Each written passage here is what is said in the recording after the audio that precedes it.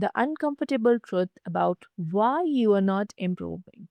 You have been trying to get better. You really have. You bought the book, you downloaded the app, you watched the video, you even had a whole moment at 2 a.m. where you opened the Notes app and typed out what your entire life planned with bullet points and everything. Very professional, very motivated, very gone by Thursday. And here's the part that actually stings: you're not lazy. That's not what it is. Lazy people don't feel the guilt you feel. Lazy people don't spend Sunday nights mentally redesigning their entire life. You feel everything. You want it badly. So why does not think sticks?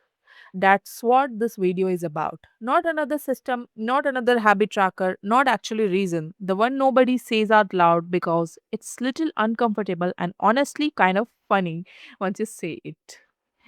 Stay until end. The last part is the one actually changes something. Let's start with what's really happening.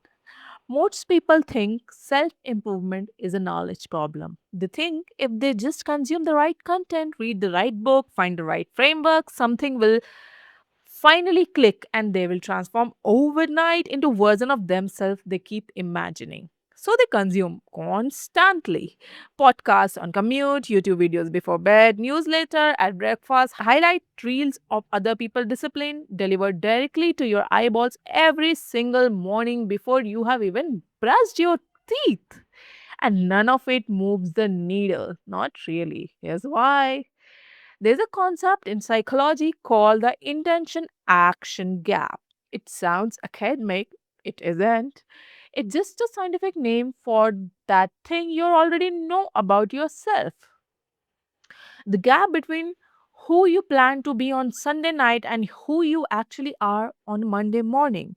You intend to wake up at 6 a.m., you wake up at 8:47 and feel vaguely criminal about it. You intend to eat well, you eat well until approximately 4 p.m. when something in you just gives up and orders the thing.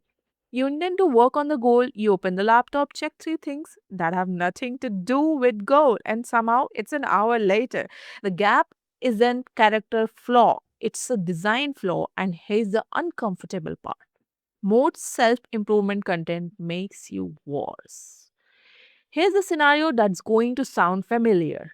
You discover a new productivity system, let's call it the ultimate morning routine of champions. You watch the video, it's got timestamp and everything, you're inspired, you're practically vibrating, you tell yourself, starting tomorrow, this is it, new me, new era, new morning.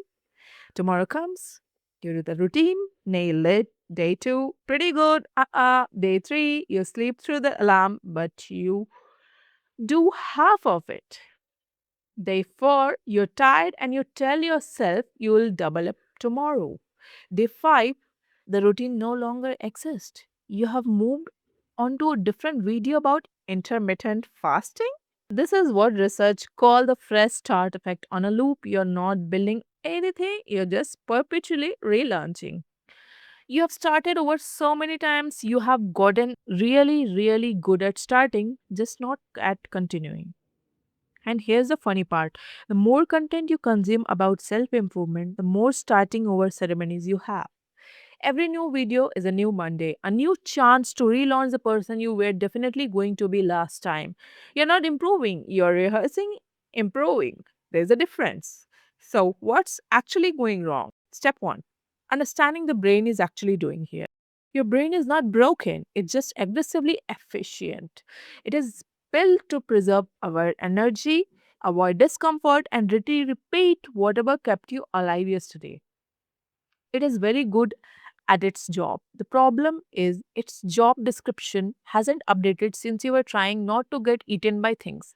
When you decide to change, you are not essentially waking up to this ancient survival machine saying, "Hey, everything we have been doing, wrong direction, new plan." And your brain goes, "Noted, absolutely not." This is why motivation doesn't work the way you think it does. Motivation is an emotion. Emotions are temporary. You felt motivated watching the video, you felt motivated making the plan. You did not felt motivated at 7 a.m. Oops. When the alarm went off, oops, and the bed was warm and nothing in your immediate environment was threatening you to eat you. Motivation gets you started, it does not get you anywhere. Oops. Step 2, stop trying to change yourself, change your environment instead. This is the step most people completely skip. And it's that one actually does the work while you're busy consuming more content about doing work. Here is the what looks like in practice. You want to do read more, don't build a reading habit. Put a book on your pillow every morning before you leave. When you get into bed, the book is already there. Your brain doesn't have to decide anything. Decision making is exhausting. Remove the decision. You want to go to gym? Don't rely on motivation. Sleep in your gym clothes. Yes, really. This is not a joke. This is a behavioral science with a slightly undignified delivery method.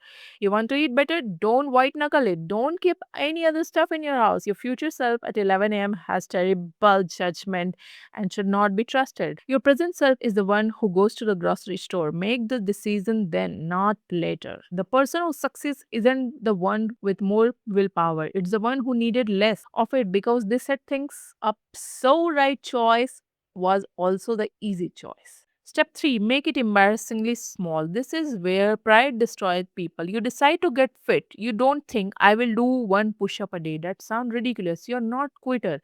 You think, I'll do an hour of training 6 days a week. Week 1, you're exhausted and slightly unhinged. Week 2, you have done none of it and you feel worse about yourself when you started. The goal was never the goal. Proving to yourself that you're kind of person who does the thing, that's the goal. One push up a day sounds pointless, but one push up a day for 30 days is the 30 day of being someone who showed up. And that identity, that quiet proof you are building about yourself, that's what compounds into something real. Start embarrassingly small, then let it grow on its own. Step 4. This is the most uncomfortable, and it's the reason most people don't actually want to improve as badly as they think they do. Here's a question you need to sit with. What does staying the same give you? Not what does it cost you? What does it give you? Because staying the same always gives you something. Always. If you stay out of shape, you never have to find out if getting in shape actually changes anything. The dream stays intact. If you never start the business, you never have to find out if you have what it takes. The possibility stays open. If you keep saying you will do it someday, you get to keep being the person who is about to do something great. Someday is very uncomfortable place to live. Nothing failed yet. Everything's still possible. This is what psychology calls self-handicapping. You create conditions that make you failure easy explain, not because you're weak, because you're human. Ask yourself honestly, what's the payoff for not changing? Is the staying the same actually serving you? When you can name it, you can deal with it. When you can't, it runs you. Here's the last part, the one I have been building towards. All of this, the intention gap, the environmental design, the small start, the self handicapping, it all leads one thing. The version of you that actually improves isn't trying harder than the version that doesn't. They just stopped waiting to feel ready. Ready is a feeling your brain manufactures to keep you exactly where you are. You have been waiting to feel ready to start the gym. You have been waiting to feel ready to have the conversation. You have been waiting to feel ready to begin, and the feeling never comes. It was never going to come because ready is not a starting point. It's something you feel halfway through. Once you have already started and survived the first part being awkward and uncomfortable and worse than you imagine. The person you're trying to become is not somewhere ahead of you waiting for you to arrive. They are built inside you the moments you acted without feeling ready. Every single time you do the things before you feel like doing, you're not just doing the thing, you are becoming someone different, someone who moves before the feeling shows up, someone the old version of you would not fully recognize. And here's the genuinely funny part about all of this.